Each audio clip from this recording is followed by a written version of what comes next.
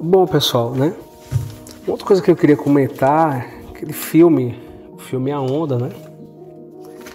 Então, você percebe que toda o drama ali, né? Toda a narrativa, ela começa justamente quando um aluno pergunta ao professor, né? Como é que a Alemanha foi capaz, né? Como é que 10 milhões de pessoas, né, foram assassinadas sem que os alemães fizessem nada, né? E quando a gente fala de Alemanha, a gente não está falando de um povo, né, sem uma grande tradição cultural, né, sem uma grande construção cultural. A gente está falando aí de uma nação que talvez fosse o berço da filosofia, né, do século XIX, culturalmente muito sofisticada, né? Então, na filosofia, na música, assim, com excelentes universidades, né? Uma Alemanha que foi a Alemanha do Frederico II da Prússia, né? Que foi um dos déspotas esclarecidos, ou talvez o maior déspota, né, esclarecido. Talvez o próprio Frederico II da Prússia não quisesse essa alcunha, né? Mas o fato é que justamente na Alemanha que vai surgir, né, um regime totalitário como o nazismo, né? Então a gente vai chamar de regime totalitário porque o regime totalitário ele é diferente de uma ditadura, né, de um regime meramente militar, onde se tem o controle do Estado, né, o controle militar sobre os indivíduos.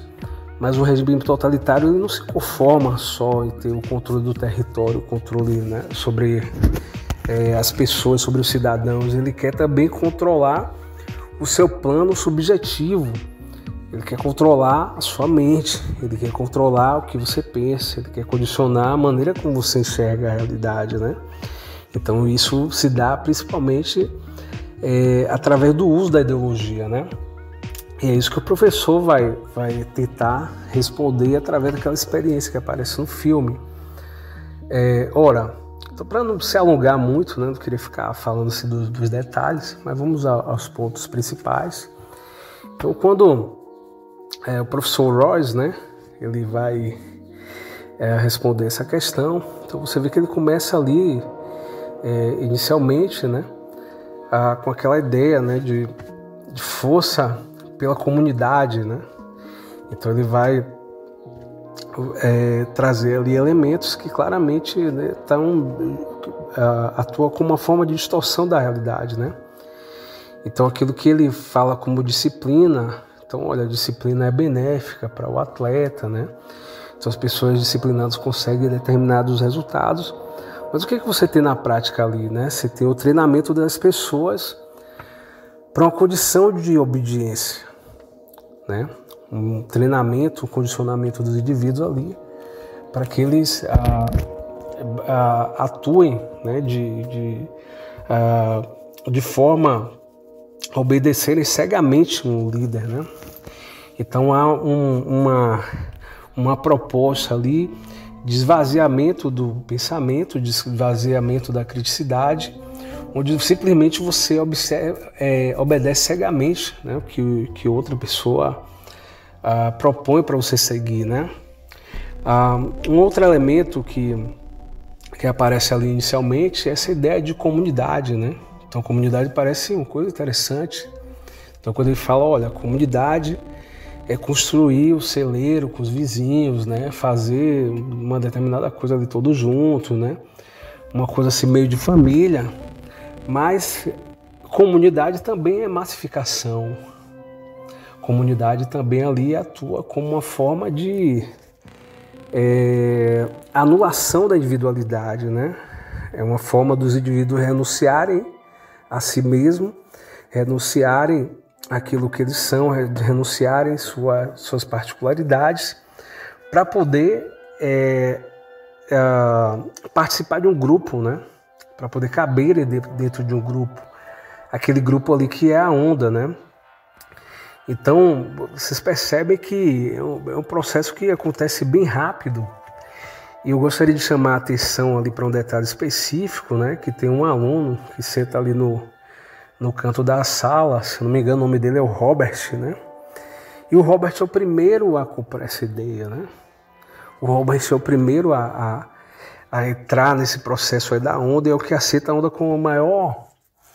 a onda com mais facilidade, né?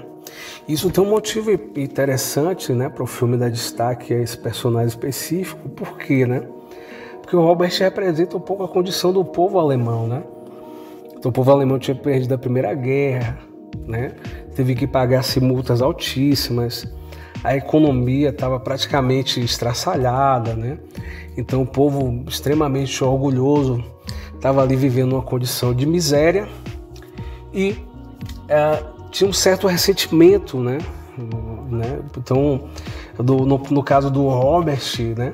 Você tem aquele indivíduo ali que está com problemas claros de autoestima, né? Porque ele sofre bullying, porque ele vive meio isolado ali, porque ele meio que não está se realizando dentro da condição que ele gostaria. E isso era um pouco da condição do povo alemão, né? Então, por conta disso, né, que ele, de acordo com a estratégia ali do professor, que foi tão fácil, né, capturar esse imaginário, né, das pessoas, né, fazer com que as pessoas comprassem essa ideia do Hitler ali de uma maneira tão fácil, né? E posteriormente, né,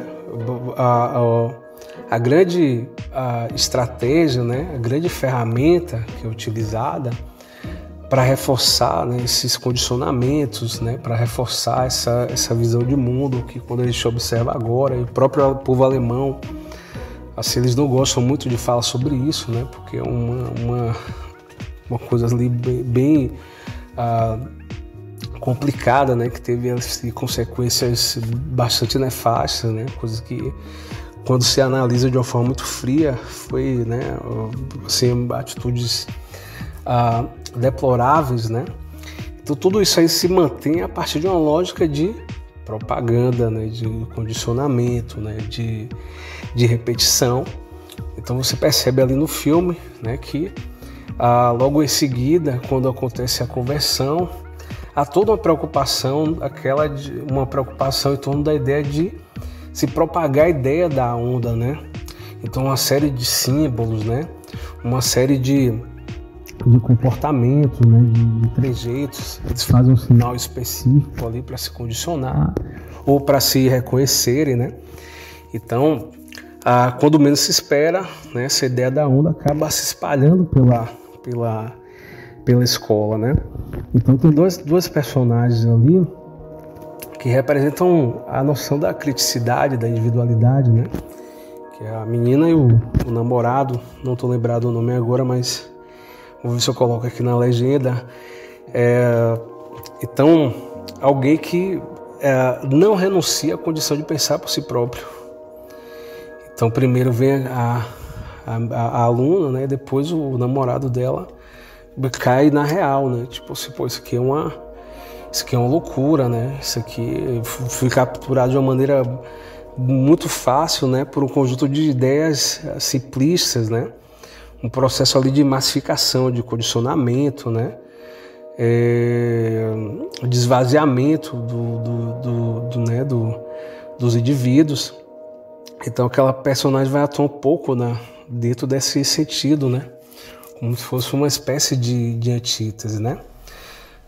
Não falo sobre o final do filme, né? Para não gerar aí o spoiler para quem não assistiu, né? Mas muito fácil, né? Muito claro ali, né? Ou tá muito claro para o professor como foi fácil fazer isso, né? Então, por que foi fácil fazer isso? Porque as pessoas normalmente renunciam ao pensamento, né? Eles renunciam a essa ideia de buscar informações, né? De procurar compreender como as coisas funcionam, né? Renunciam a possibilidade, né? A sua capacidade de fazer análise, né? De fazer comparações, de entender o que aconteceu antes na história, de tentar compreender quais são as intenções que existem por trás de determinadas práticas. Então, quando você pega um contingente de pessoas que tem esse comportamento, ou pessoas que renunciam, né, a esse tipo de prática mais crítica, né, mais emancipatória, é muito fácil, né, de capturar e difundir uma proposta ideológica aí entre esses indivíduos, tá certo? Então, essa foi uma análise básica aí né, sobre o filme. Eu queria ver a opinião de vocês também, né, nos comentários, ver o que vocês acharam, o que vocês perceberam aí. Tá bom, pessoal? Então, obrigado aí. Tchau.